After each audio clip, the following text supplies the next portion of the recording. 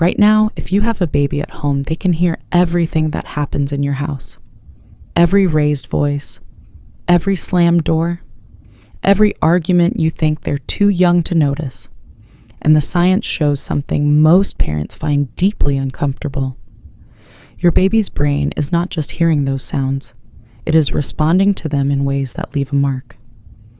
In the next 6 minutes, we are going inside your baby's experience during conflict. What they actually hear, what happens in their brain, and what the research says about the lasting impact. Because understanding this changes everything about how you handle conflict at home. Your baby's auditory system is one of the first sensory systems to fully develop.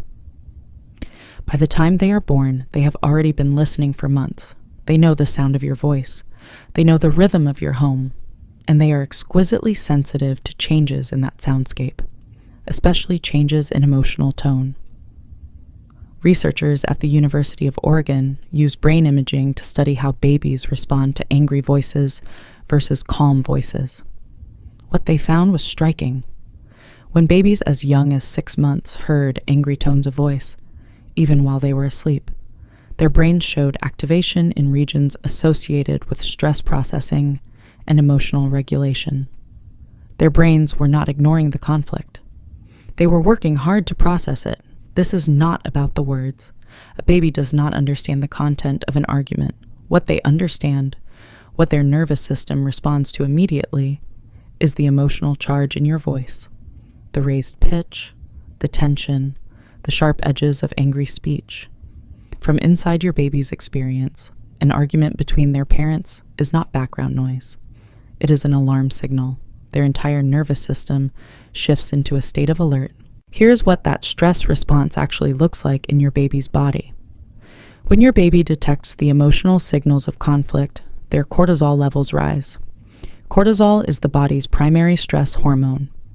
In small doses, it is helpful. It prepares the body to respond to a threat. But in babies whose stress regulation systems are still forming, repeated cortisol spikes from chronic conflict exposure can affect the developing brain. A landmark study published in the journal Child Development found that babies who were regularly exposed to high levels of parental conflict showed differences in how their brains processed emotional information, even when no conflict was happening. Their stress response systems had been shaped by what they heard. This is not about perfection. Every couple argues, every home has conflict. The research is not saying that any argument harms your baby. What it is saying is that the frequency, the intensity, and most importantly, whether conflict gets resolved, all matter.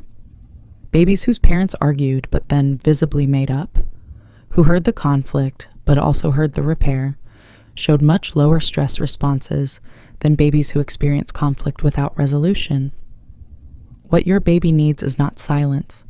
It is the experience of rupture and repair, of tension followed by warmth. So what does this mean for you practically?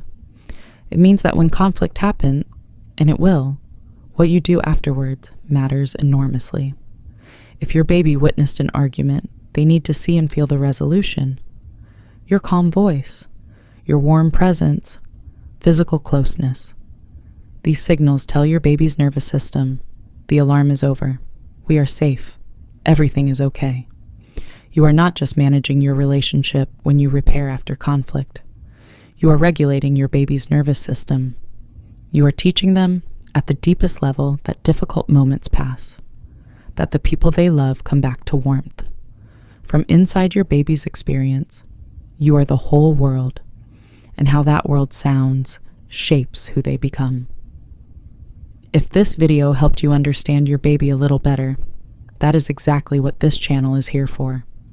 Every week, we go inside your child's world so you can see things the way they do. Subscribe so you don't miss the next one. Now, you know what they couldn't tell you.